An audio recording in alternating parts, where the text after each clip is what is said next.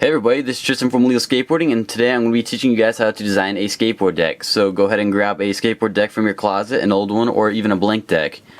So first off, I'm going to start this intro really quick. Let you guys see this. Alright, so now that that's over, grab some grip tape or sandpaper, either one works. Make sure if you get sandpaper it's really gritty, and sand down your board. Even if you have a blank deck, you want to sand down your board, because blank decks, they have lacquer on them, and lacquer is, well, it doesn't stick to the paint at all. So if you still have lacquer on your blank deck, make sure you get that off, or the paint is going to peel off the board really easily. So now that I got the board sanded, I'm going to go ahead and take finer grit sandpaper, which is 240 grit sandpaper.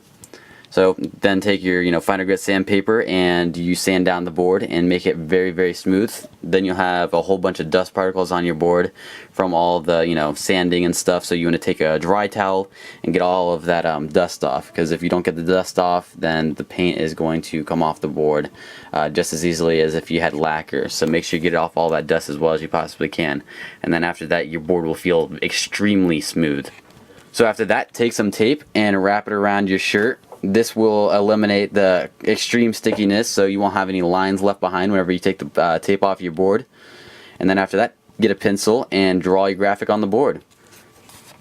So now that I got my graphic on the board, I'm going to take a razor blade and I'm going to start cutting out the edges and peeling the tape off the board. And this is how you basically make a stencil on the board without it having a really nasty look to it. So tape the board up and make a stencil on the board and cut it all out.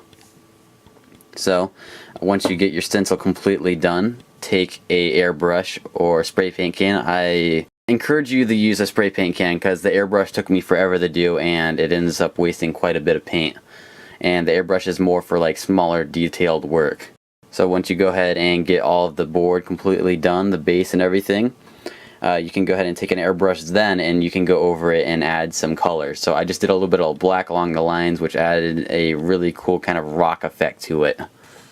So this is the main part people mess up with. When they take the tape off, they use their fingernail and it just completely scratches the graphic off and it doesn't look too professional. So take the razor blade and very carefully stick the tip under the tape and slowly peel the tape off. It does take a really, really long time, but in the end it really pays off.